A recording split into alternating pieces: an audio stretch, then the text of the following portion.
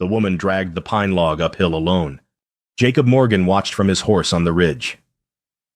Late October wind cutting through his coat. The log was full length, heavy enough that two men would have cursed hauling it. She had rope over her shoulder, boots digging into rocky soil.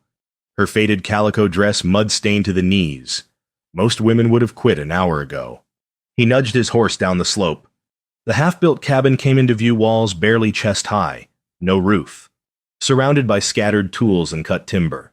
A canvas tent sagged beside it, smoke rising from a meager fire pit. She heard his approach and straightened. Breathing hard. Didn't run. Didn't call for help. Just stood there, chin up, watching him come. "Afternoon," Jacob said, dismounting. "That's a lot of cabin for one person. Don't need charity from strangers." Her voice was steady, but her hands stayed on the rope like she might need to use it as a weapon. He studied the walls. Roof won't hold without proper bracing. Storms coming in 2 weeks, maybe less. "I'll manage." Jacob looked at her, then really looked. A scar ran from her left temple to her jawline, old and pale against weathered skin. Burns, he guessed. She read his gaze and her shoulders tightened. "I'm not pretty," she whispered, defensive, like she'd said it 100 times before. Jacob met her eyes. "That's fine. I need honest, not fancy. Winter kills pretty folk first out here." She blinked. Something shifted in her face, surprise, maybe, or suspicion of kindness. "Why would you help me?" she asked. "Because I'm tired of liars in nice dresses." He picked up her hammer, tested its weight. The handle was wrapped in cloth strips for a smaller grip. "You got nails?" She hesitated, then nodded toward a crate. "I can pay with labor. I cook. I mend." "Fair enough." He walked to the nearest wall, examined the joints. "What's your name?" "Clara Brennan." "Jacob Morgan. I run cattle 3 miles south." He glanced at the sky clouds thickening, light fading. "We start tomorrow at first light." Clara watched him ride away until he disappeared into the pines. Then she sat down hard on a stump, hands shaking. First snow in 2 weeks. First hope in 6 months. She wasn't sure which scared her more. Jacob crouched by Clara's fire the next afternoon, examining her tools while she boiled coffee in a dented pot. The hammer handle, the sorted nails, the careful stacks of lumber, everything spoke of someone who planned, who thought ahead. "You do good work," he said. "Taught myself." She handed him a tin cup. "After my husband died," he sipped the coffee strong and bitter, cowboy style. "Town's got a lot of widows. Why buy land out here alone?" Clara's jaw tightened. "Merchant in town wanted me after Thomas passed. Said I needed a man's protection. When I refused..." She stared into the fire. Rumors started. Cursed woman. Witch who burned her own house down. Jacob said nothing, waiting. Fire started during a fight. She continued. Voice flat. Lamp broke. I tried to pull him out. He hit me into the flames. I got free. He didn't. She touched her scar unconsciously. Town buried him a hero. Buried me alive with gossip. "So you bought this claim?" "With everything I had left. Figured if I'm going to be alone, might as well be on my own terms." She looked at him directly. "What about you ranch that size? You should have a wife. Sons. Even..." Jacob set down his cup. "Had a wife. Sarah. Beautiful woman. Everyone loved her. She wanted town life parties. Dances. People admiring her. Ranch bored her." He paused. "She died 2 years back. Childbirth. Baby didn't make it either. I'm sorry." "Don't be. I loved her. But I didn't like her much toward the end. She didn't like me either, truth be told." He stood, brushed off his pants. "Town widows circle me now like buzzards. All performance. No help. I'm drowning in women who want to be Mrs. Morgan but don't want to be my partner." Clara stood too, studying him with new understanding. "So this arrangement is practical." Jacob finished, You need help before winter. I need meals and mending. Nobody needs to make it more complicated. Agreed. They shook hands. Her grip matched his, calloused, firm, honest. He noticed she didn't look away. We'll start on the roof frame tomorrow, he said, as he rode off. Clara watched until the trees swallowed him. Then she turned back to her half-built cabin, something unfamiliar stirring in her chest. Hope was dangerous, but maybe, this once, it was worth the risk. 1 week later, snow began to fall. Clara measured a board while Jacob sawed, their breath fogging in the cold November air. The cabin walls were complete now, the roof frame half finished. They worked in efficient silence, a rhythm developed through days of shared labor. Hold this steady, Jacob said. Lifting a beam, she braced it while he hammered. Snow dusted their shoulders, melting against their necks. Thomas used to drink, Clara said suddenly. Started after we lost our first baby. Got mean when he drank. Jacob kept hammering but listened. That night, he came home drunk. Started yelling about supper being cold, about me being useless. Knocked the lamp over during the fight. She stared at the beam she was holding. I tried to save him. Even after everything, I tried. But the fire... She shook her head. Town decided I must have wanted him dead. Easier to blame the scarred woman than admit their church deacon beat his wife. Jacob set down the hammer. My wife wanted everything I couldn't give her. Status. Excitement. I knew she was unhappy, but I kept hoping the ranch would be enough. He looked at the mountains. When she died. My first thought was, I'm free. Been hating myself for that ever since. Maybe God gives us what we can't keep so we learn what we actually need. Clara said quietly. Maybe. Jacob picked up his hammer again. Or maybe God's just quieter than preachers claim. The snow intensified, suddenly thick flakes, wind picking up. Jacob squinted at the sky. We need to stop. This is turning into a blizzard. You should go before it gets worse. Too late for that. He secured the tarp over the unfinished roof. I'm staying the night. Clara's face went carefully blank. There's only one blanket. We'll manage. By nightfall. The storm howled outside. They sat by the fire inside the half-finished cabin, canvas tarp overhead, sharing Clara's blanket around their shoulders. Not touching, but close enough to feel each other's warmth. Clara pulled a book from her pack, water-stained but intact. Do you read barely? Jacob admitted. Never had much schooling?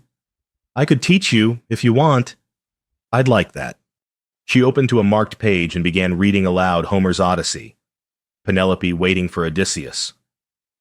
Her voice was soft but clear, turning ancient words into something alive. Jacob listened like a man starving, somewhere around midnight, exhausted. Clara's head drooped against his shoulder. He went very still, afraid to wake her, afraid to move. At dawn. She stirred and realized where she was. Their eyes met. Neither spoke. Neither pulled away. Then Jacob looked through the doorway, just a frame. No door yet, and his face hardened. What? Clara asked. Horse tracks in the snow, fresh ones. Someone circled the cabin during the storm. They stood together in the doorway. In the distance, riders approached 3 men, led by Preacher Whitmore. Jacob moved beside Clara, close enough that his presence made a statement. The town had come calling. 2 weeks later, the cabin was nearly complete, door hung, windows sealed, chimney drawing smoke properly. Clara plastered the gaps between logs while Jacob fitted shutters outside. She heard him humming the first music this silent place had known. They'd found a rhythm. She anticipated his needs. He read her exhaustion without asking. Conversations deepened beyond survival. You mentioned reading, Jacob said during their noon break. What else you got? Clara produced 3 more books from her trunk, Shakespeare. Whitman, a worn Bible. These survived the fire. Everything else burned. Read to me again tonight. If you'll help me understand your cattle accounts, I'm good with numbers. A messenger arrived that afternoon with supplies from town. The boy wouldn't meet Clara's eyes, just dropped the crates and left. A note was pinned to the flour sack. Jacob opened it, face darkening. Offer still stands. Honest work for honest woman. Leave the arrangement. Pritchard. Pritchard's the merchant, Clara said quietly. The one who wanted me. Jacob crumpled the note. I'm riding to town. No. Clara caught his arm. Let them talk. These walls don't care about gossip. That evening, she read the Odyssey aloud by firelight, voicing Penelope's suitors in pompous tones that made Jacob laugh deep. Genuine, surprised by the sound of his own joy. Clara stopped mid-sentence, stunned. What? He asked. I haven't heard laughter in this place. Not since I arrived. Me neither. Not in 2 years. They looked at each other across the fire, something unspoken passing between them. Then Clara smiled small, real, and kept reading. Outside, hidden in the tree line. A figure watched through the window. Pritchard's ranch hand, taking notes for his employer. The storm was coming. But not the kind you could shelter from with walls. The blizzard hit mid-December with 3 days' fury. Clara and Jacob were trapped inside, wind howling so loud they had to raise their voices to be heard. But the cabin held. Every joint, every beam, every nail they'd driven together, it all held. Your work's good, Clara said, watching the walls. Our work, Jacob corrected. They fell into domestic rhythm. She read aloud for hours. He listened, mending tack, learning words by listening. He taught her to braid rope properly. Their hands touched, and she didn't flinch.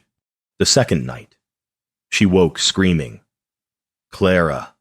Jacob was across the room instantly, hands visible, non-threatening. You're safe. You're here. The fire's banked. She was shaking, sweat-soaked despite the cold. I dreamed I was burning again. Thomas was holding me down. He's gone. He can't hurt you. But I'm still afraid. Her voice broke.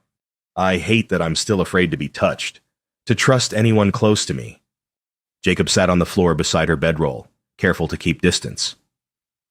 When Sarah died, my first thought was relief. That makes me a coward. Doesn't it? It makes you human. I haven't touched another person beyond handshakes in 2 years, he admitted. Scared of what it might mean, scared I'd mess it up again. They sat in silence. 2 damaged people learning they weren't alone. The third night, exhausted from tension, Clara fell asleep against his shoulder while he read haltingly from her book he was learning. Slowly, he didn't move until dawn, afraid to break whatever fragile thing was growing between them. She woke, realized where she was, met his eyes. I'm sorry, she started. Don't be. You smell like pine smoke, she murmured, half asleep still. And safety. You feel like home, he whispered back. Morning broke clear and bright. The storm had passed. They separated awkwardly, both knowing they'd crossed a line neither could name. Jacob stepped outside to check the chimney and froze. Fresh horse tracks circled the cabin in the snow. Someone had watched them during the storm, close enough to see through the windows. Their privacy had always been an illusion. The week before Christmas, Clara insisted on accompanying Jacob to town for supplies. I'm tired of hiding, she said. Town's not kind to you. Then they can be unkind to my face. Elkridge was 20 miles south, a collection of wooden buildings around a church and general store. They arrived Sunday morning just as services let out. Clara walked beside Jacob down Main Street. Chin up, scar visible in cold sunlight. Conversation stopped. Women clutched children away.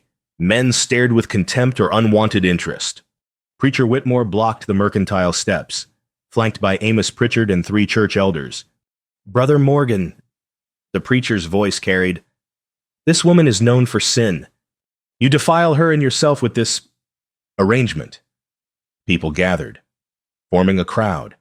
Pritchard stepped forward, oily smile in place. Clara, my offer stands Honest work at my boarding house.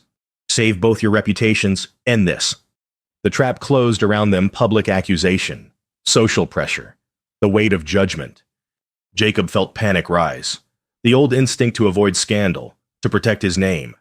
Sarah had cared so much about appearance. He'd spent years enabling that lie. It's just work. He heard himself say, "The cabin's nearly done." The words hung in frozen air. Clara went rigid beside him. Just work. He'd reduced everything: the shared nights, the laughter, the trust they'd built to labor, made her nothing again. See, Pritchard's smile widened. Even he knows you're not worth defending. Clara. She turned and walked to the wagon without a word. The silent ride home lasted forever. At her cabin, she climbed down, spoke without looking at him. "Don't come back. The cabin's finished.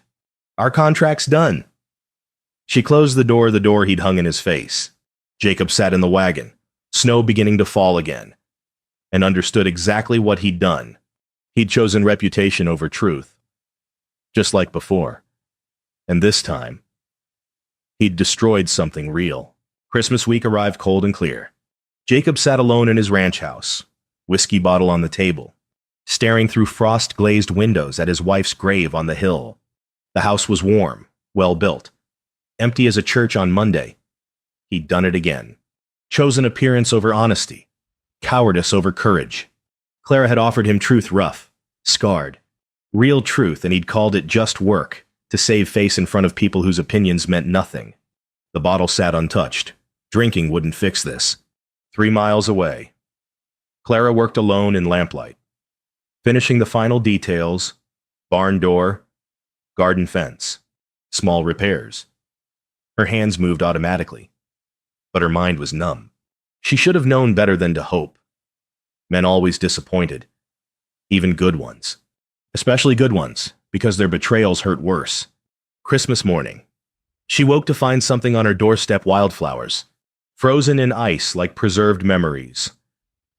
No note, just flowers. She carried them inside and wept. That afternoon, old Samuel Reed rode up to Jacob's ranch. Samuel was 70, weathered as saddle leather. The man who'd taught Jacob everything about ranching. "You look like hell," Samuel said, not dismounting. "Feel worse. Good. That woman built more with broken hands than most men manage with whole ones." Samuel's voice was harsh. "Your wife wanted pretty. This one wants real. You gonna let fear win twice? What if she won't forgive me? Then you earned it. But you still gotta try, or die alone in that cold bed you're making." Samuel rode off, leaving Jacob standing in his empty yard. He looked at Sarah's grave on the hill. "I'm sorry," he said quietly. "Sorry I couldn't be what you needed. Sorry I couldn't love you the way you wanted." He took a breath. "But I'm done apologizing for wanting something real." He saddled his horse and rode to town. Sunday morning, Jacob Morgan stood before the packed church, hat in his hands. "I'm here to confess," he said, "and to set some things right about Clara Brennan." Clara was on the roof when she heard hoofbeats. She'd been hammering the final shingles, determined to finish everything alone. When Jacob appeared below, she didn't stop working, didn't acknowledge him. He dismounted, picked up the spare hammer, and climbed the ladder without asking permission. They worked side by side in silence for an hour. The roof was completed under their joint effort, the last piece of the cabin they'd built together. Sitting on the ridgeline, breathing hard, Jacob finally spoke. "I stood in front of the whole congregation this morning, told them everything." He stared at the mountains. "Told them about my cowardice, about calling us just work, when you're the realest thing I've known in years.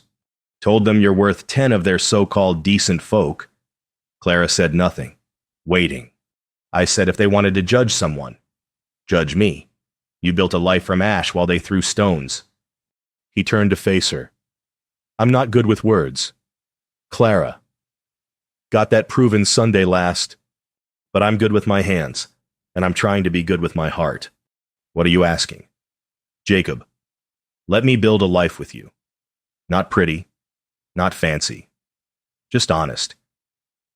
She studied him gray-streaked hair, weathered face, earnest eyes that finally saw her clearly. I don't need rescuing, she said slowly. Never did. I know. But I wouldn't mind a partner. Equal share, equal say. Jacob extended his hand. Deal. This time when they shook. He pulled her close, asking permission with his eyes first. She nodded.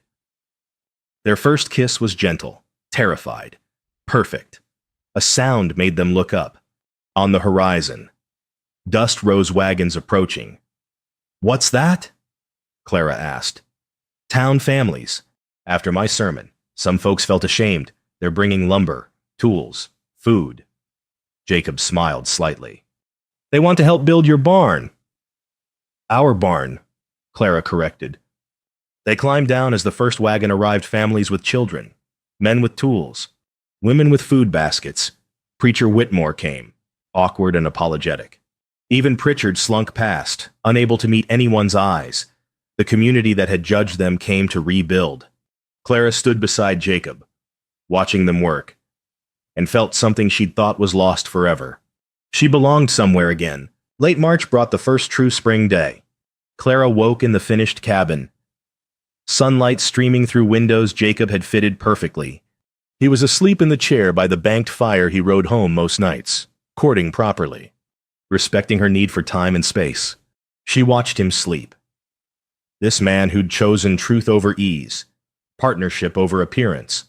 His face was peaceful in ways it hadn't been last fall. He stirred, met her eyes, smiled. Morning. Morning. They cooked breakfast together, eggs from her new chickens, bread she'd baked, coffee he'd brought from town, easy partnership, comfortable silence. Outside. The garden plot waited. They spent the morning planting carrots, beans, potatoes, wildflowers at the edges because Clara wanted color. Their hands worked the soil together, planning harvest, building future. A rider approached around noon. Pritchard, hat in hand. Miss Brennan, Mr. Morgan. He cleared his throat. I came to apologize. I misjudged. You didn't misjudge. Clara interrupted calmly. You couldn't see past surfaces. Simple as that. I hope there's no hard feelings. There aren't, but there's no business either. Good day, Mr. Pritchard. He left, dismissed without anger, without power to hurt them anymore. Evening came soft and golden. They sat on the porch. Jacob had built her a bench, watching mountains turn purple in fading light. Marry me, Jacob said quietly. When you're ready. Could be tomorrow. Could be years. I'm not going anywhere. Clara took his hand. Ask me when the wildflowers bloom full. I want to say yes when the world's alive again. Deal. They sat in comfortable silence, watching the first stars appear. The cabin stood solid behind them, every beam, every nail, every moment of shared work visible in its walls. The barn rose beside it. The garden held seeds of future harvests. You know, Jacob said, you're beautiful. Clara touched her scar, smiling slightly. I'm scarred. Same thing, way I see it. Shows you fought and won. Night fell completely. Firelight glowing warm through the cabin windows. In the meadow, early wildflowers dotted the grass, small, determined, reaching towards spring. Pretty fades like summer paint, fancy breaks under winter wind, but honest builds a life that holds. In that holding, broken things don't just mend, they become something stronger. And when spring comes, as it always does, love built through labor blooms deeper than any flower ever could. The mountains watched over them, ancient and patient, as the cowboy and the scarred woman sat together on their porch, building tomorrow, one quiet moment at a time. The end.